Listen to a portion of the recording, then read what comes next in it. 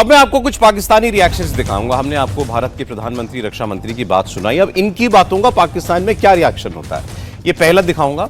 और उसके बाद दूसरा, जो आप एक पाकिस्तानी सीनियर जर्नलिस्ट को सुनेंगे, वो सच्चाई बयां कर रहे हैं जो पाकिस्तान कभी कबूल नहीं करेगा, कि उसका ये न्यूक्लियर ब्लैकमेल भारत ने पूरी दुनिया के सामने एक्सपोज कर दिया और हमेशा हमेशा के लिए खत्म कर दिया।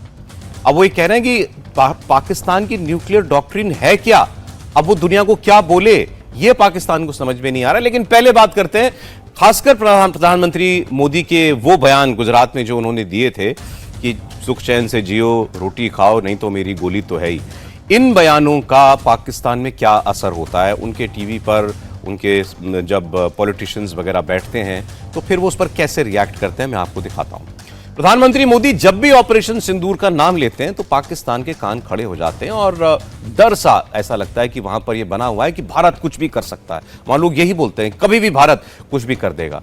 पश्चिम बंगाल में प्राइम मिनिस्टर ने कहा कि ऑपरेशन सिंदूर अभी खत्म नहीं हुआ है और इससे पहले लगातार वो ये बात कह रहे हैं। तो आप सुनिए, इनके एक सीनियर जर्नलिस्ट हैं हामिद मीर, ये टीवी एंकर भी हैं, इनके प्रोग्राम में क्या बात होती है प्रधानमंत्री मोदी के स्टेटमेंट्स पर, देखिए।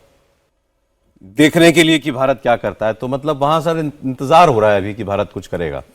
देखो, ये तो उनके यहाँ पक्का है, मैं उनकी बातें सुनता हूं, वो उन लोगों को कोई डाउट नहीं है कि भारत तैयार है और कभी भी कुछ भी हो सकता है। बिल्कुल सौरभ, जो हमने इसको पैराडाइम शिफ्ट किया है इस ऑपरेशन के द्वारा, पाकिस्तान को ये बता दिया है कि अब तुम्हारे ये जो तमाशा है दहशतगर्दी का, ये नहीं चलेगा, बहुत हो गया, अभी तुम करो, हम वापस मारेंगे, घुमा के मारेंगे तुमको।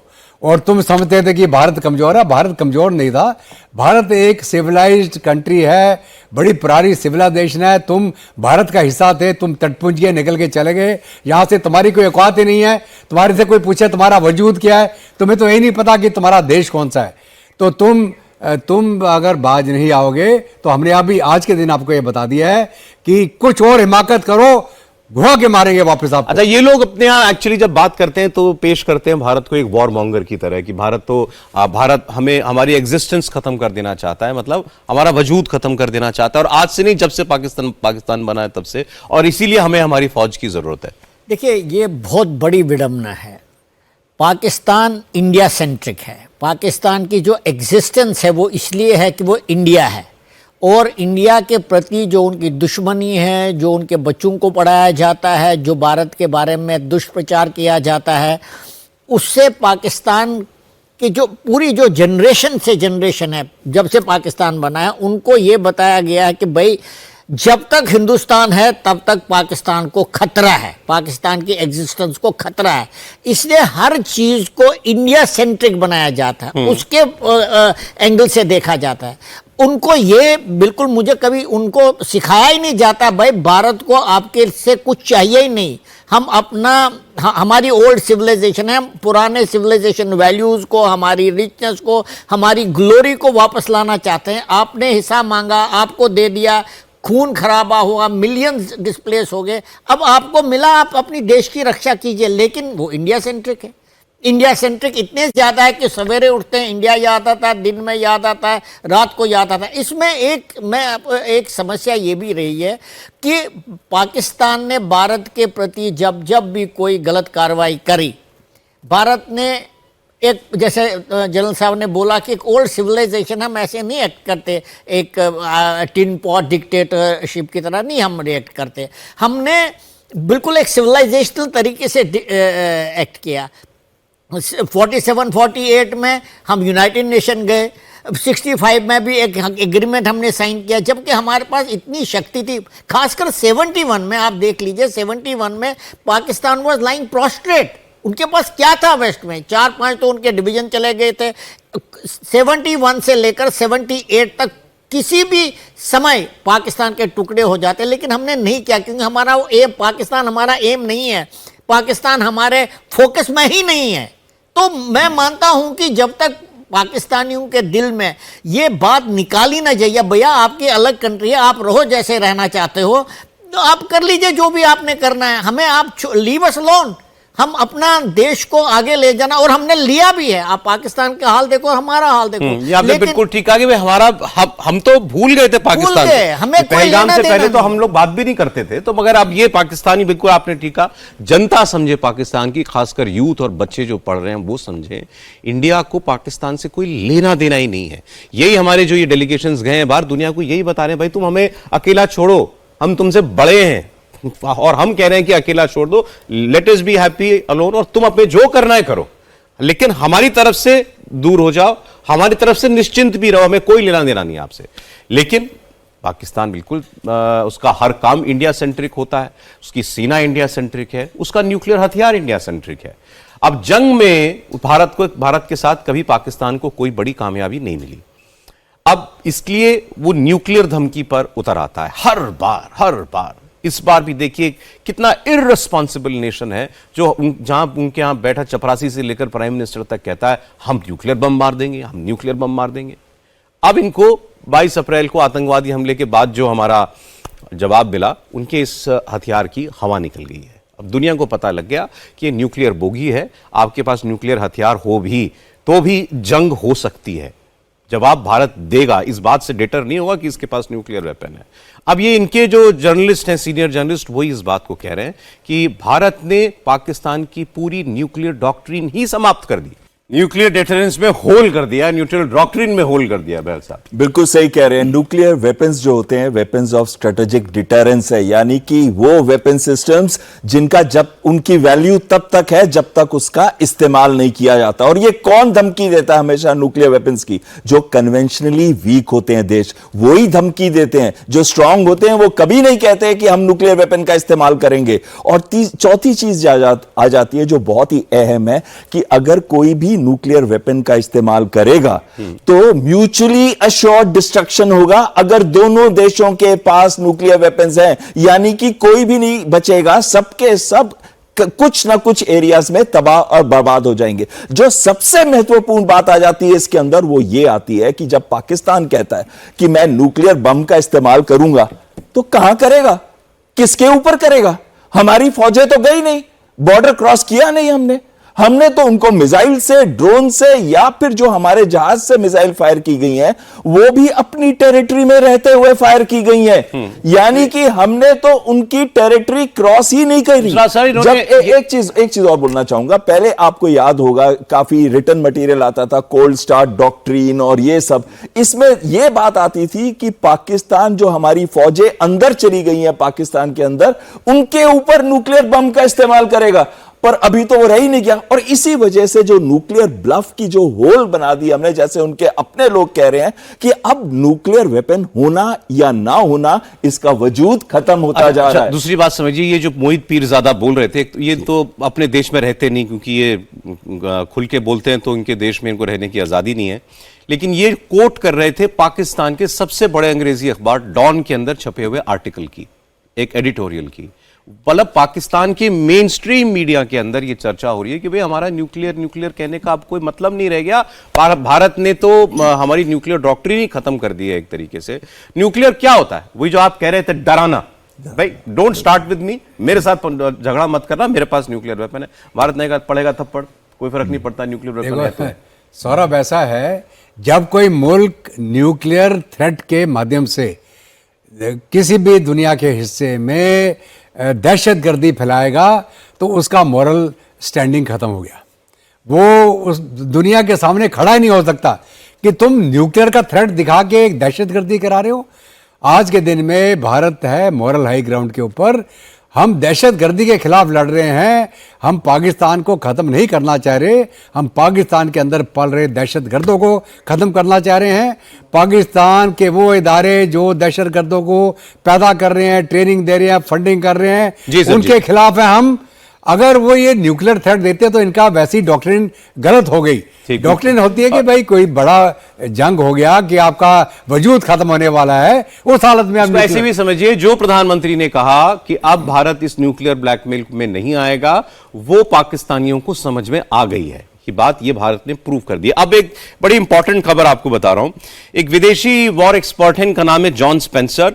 ये चेयर करते हैं urban warfare studies war institute executive director हैं अर्बन वॉरफेयर इंस्टीट्यूट के, और इन्होंने, इनको काफ़ी माना जाता है दुनिया में इनकी एनालिसिस को, और इन्होंने एक आर्टिकल लिखा है और उसमें इन्होंने कहा है कि India's operation Sindoor, a battlefield verdict on Chinese weapons and India's victory, कि युद्ध के मैदान में चीनी हथियारों और भारत के हथियारों के बीच जब जंग हुई तो कैसे चीन के हथियार ने परफॉर्म किया और भारत के हथियार ने कैसे परफॉर्म किया, और बड़ा डिटेल में जाकर के इन्होंने बताया कि भारत ने पिछले खासकर 11 वर्षों में, 2014 में जब मोदी आए उसके बाद से इंडिजिनस हथियार जो बने, भारत में बने, उसको लेकर के पहले मेक इन इंडिया और फिर आत्मनिर्भर भारत 2 प्रोग्राम शुरू किए।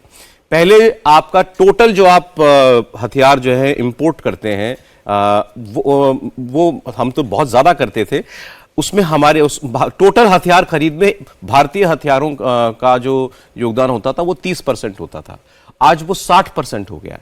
मतलब हम जितना भी हथियार खरीद रही है भारत सरकार या भारत की सेना है, वो 60% हथियार भारत में बने होते हैं, और इसका लक्ष्य है इस साल के अंत, इस दशक के अंत तक उसको 90% तक ले जाना। मतलब 2030 होते होते भारत की सेना जो हथियार खरीदे 90% भारत ने बना हुआ हथियार खरीदे, ये हमारा लक्ष्य। अभी वो 60% पर है। अब आ जाइए, दिखाएं जरा, स्क्रीन पर दिखा दें। इन्होंने वेपन का नाम लेके या वेपन सिस्टम का नाम लेके बताया ये भारत में बना हुआ हथियार भारत ने इस्तेमाल किया ऑपरेशन सिंदूर में, और वो कामयाबी से बैटल प्रूव हुआ। और दूसरी ओर चीन ने जो हथियार पाकिस्तान को दिए थे वो कैसे मिसफायर हुए या नहीं काम किया, वो देखें। तो आप सब प्लीज, तो पहले तो ब्रह्मोस की हम लोग बात कर ही चुके हैं, तो उन्होंने कहा कि भाई ब्रह्मोस का जवाब नहीं है, या रशिया के साथ डिजाइन करके, डिजाइन दोनों ने मिलकर किया है, भारत और रूस ने, बनती है भारत के अंदर ही है। तो ब्रह्मोस सुपरसोनिक क्रूज मिसाइल का जवाब सर मिल गया था। बिल्कुल, मैं आपको बताता हूं 2 चीजें जो भारत में सबसे बड़ी उपलब्धि जो है इस युद्ध की, वो ये है कि जो हमारे इंडिजिनस वेपनरी थी उन्होंने कमाल कर दिया टोटल। क्योंकि हमने जो फॉरेन से लाया हुआ सामान है उसका तो आपने नाम सुना ही नहीं होगा कहीं। आपने ब्रह्मोस का नाम सुना, आकाश का नाम सुना, आकाश तीर का नाम सुना। फर्स्ट ग्राफिक पे दीज 3 हैव बीन ये आउटस्टैंडिंग परफॉर्मेंस। और मैं मानता हूं कि ऑपरेशन सिंदूर में जो भी कामयाबी हमें मिली उसमें सबसे बड़ा योगदान पहले ग्राफिक पे आइए जी, ब्रह्मोस, आकाश और आकाश तीर जो इंटीग्रेटेड एंटी, वही सर इसमें लिखे हुए हैं। ब्रह्मोस की हम बात कर चुके हैं, Akash surface to air missile बैल साहब, और फिर उसके साथ आकाश तीर। बिल्कुल, Akash surface to air missile system जल्दी चलेंगे सर क्योंकि है काफी। हाँ, दो सिस्टम है, एक आर्मी के पास भी है, एयरफोर्स के पास भी है, शॉर्ट रेंज भी है 25 किलोमीटर, 40 से 70 किलोमीटर के एडवांस सिस्टम भी है। आकाश तीर जो इनका है वो सारे रेडार्स की पिक्चर एक जगह पे कंसंट्रेट करके उसको एक जगह पे कंबाइंड करके देता है और बताता भी है कि आर्टिफिशियल इंटेलिजेंस के द्वारा कि कौन सा वेपन सिस्टम इसके अगेंस्ट इस्तेमाल किया जाए। जो रुद्रम है एंटी रेडिएशन मिसाइल, ये एक ऐसी मिसाइल है जो जाती है, रेडार्स को हिट करती है 300 किलोमीटर से दूर, Su-30 के साथ इसका इंटीग्रेशन है। तो ये भी एक बहुत बड़ा जो रेवोल्यूशन जो इस बार इस्तेमाल हुई है, ये और इसके साथ साथ हेरप जो नीचे लिखा हुआ है, और ये जो स्काई स्ट्राइक लिखा हुआ है, ये ड्रोन है, ये आर्मी के पास है, और ये बना है, ये इंडिया में बना है एल्पिट सिस्टम के साथ। और नेत्र जो है वो हमारा airborne early warning and control system है, जो रेडार के साथ जहाज लगे होते हैं वो वाला सिस्टम है, उसने भी मेजर रोल प्ले किया। ये इंडिजिनस है या ये इंडिजिनस?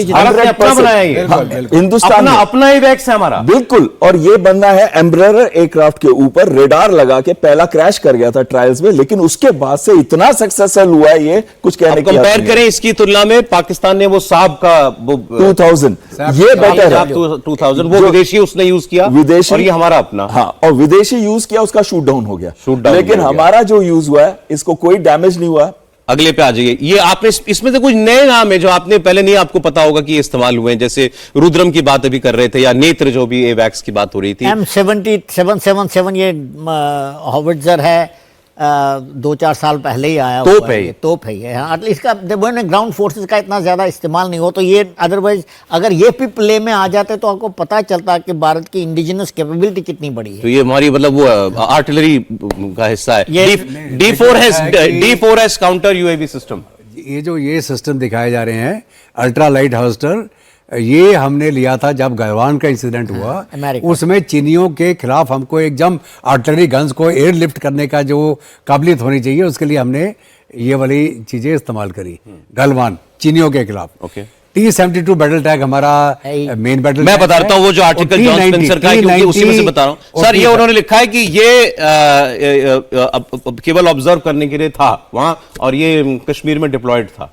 जोरावर जो है वो लगा हुआ था, इसको Zorawar light tank. Zorawar light tank भी हमारा high altitude High warfare altitude के के लिए लिए है। ये भी जोरावर। चीनियों के लिए है ये। सर ये D4S के बारे में बता दें जरा बेल साहब। बिल्कुल, ये drone detect, deter and destroy, ये टोटली इंडिजिनस है। इसमें ना केवल ड्रोन को पकड़ा जाता है, उसको आइडेंटिफाई किया जाता है, और लेजर के साथ दोनों चीज कर सकते हैं। सॉफ्ट किल भी कर सकते हैं, हार्ड किल भी कर सकते हैं। लेजर के साथ उसको शूट डाउन भी किया जा सकता है। उसका 1 to 2 किलोमीटर रेंज है। अब तो डीआरडीओ इससे आगे मूव Extend अब ये जो जितने उसने 5 किलोमीटर तक 300-500 जितने भी ड्रोन भेजे थे, तो हम अपने ही काउंटर ड्रोन सिस्टम से हमने उसको गिराया। और नीचे राफेल कामयाबी से इस्तेमाल हुआ, Su-30 MKI, मिराज 2000, Su-30 भी हम यहां बनाते हैं शायद ना? बिल्कुल। अब तो पहले Under license है, ये बनता है। मैन्युफैक्चर करते हैं, क्योंकि ट्रांसफर ऑफ टेक्नोलॉजी भी भारत में आ गई। Su-30 हम आप समझिए कि अपना ही हो गया, खुद आप बनाते हैं। अब दूसरी ओर आप देखेंगे जो चाइनीज हथियार थे, जल्दी से बस एक कंपैरिजन, तो ये भारत के इंडिजिनस हथियार सारे कामयाब हुए, और जो चीनी हथियार थे वो देखिए उनकी हालत। JF थंडर ब्लॉक 2-3, ये हवाई जहाज जो उसने उड़ाए, जो साथ में F-16, जो ब्लॉक 3 है वो 50 के करीब उनके पास है, 50 से 56 के बीच में। 150 पूरे JF-17 है, लेकिन फेल हो गए। इसमें इन्होंने PL-15 मिसाइल, इसमें और J-10 में PL-15 मिसाइल, जो उनकी सबसे बेस्ट मिसाइल लॉन्ग रेंज लगाई है, उसको उठा के हमारे बच्चे घूम रहे थे, जो आपने देखा था उसको, और बाद में टेस्ट कर रहे हैं उसको। अभी दुनिया में बिक रही है वो एज अ स्क्रैप। देखिए ये उसका पोस्टमार्टम चल रहा है। HQ-9 जो है, इसके बारे में आपने सुना ही है खूब। ये सारा चीनी air defence system HQ-9, HQ-16 fail हो गया। चीनी जहाजों की हमने बात कर ली। LY-80 एयर डिफेंस गन है इनकी, वो नहीं चली। ऐसे FM-90 ड्रोन इनके हमने बात करी ली। अपने आपने इंडिजिनस एंटी ड्रोन सिस्टम से गिराया, और इनका AWACS जो हमने डिस्ट्रॉय किया। अब बस ब्रेक पर जाना है, लेकिन उससे पहले बस छोटी सी बात PL-15 को लेकर, क्योंकि आप बिल्कुल PL-15 इनका जवाब था ब्रह्मोस का कि हमारे पास PL-15 है। वो सही आपने कहा कि वो PL-15 साबुत की साबुत जमीन पर पड़ी हुई थी हमारे यहां, बच्चे उठाकर उसको घूम रहे थे। अब एक सवाल हुआ, ग्लोबल टाइम्स की खबर बता रहा हूं आपको, ऑफिशियल चाइनीज मीडिया, सवाल हुआ उनसे कि ये PL-15 जो beyond visual range air to air missile है, क्या ये इंडिया पाकिस्तान कॉन्फ्लिक्ट के दौरान भारत के हाथ लग गई है? बिल्कुल लग गई। सुनिए, ये सवाल किया गया, तो इसका जवाब, और ये पूछा गया कि क्या इसको रिवर्स इंजीनियर करके भारत इसका इस्तेमाल नहीं कर सकता है?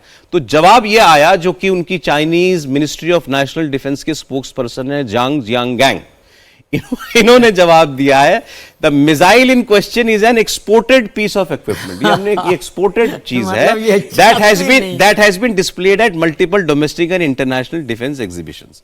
मतलब ये जो हम पाकिस्तान उसको को दिया, दंड दिया। चीनियों का कहने का मतलब ये है कि जो हमने पाकिस्तान को दिया वो तो उल्लू बनाने के लिए था, असली PL-15 तो हमारे पास है।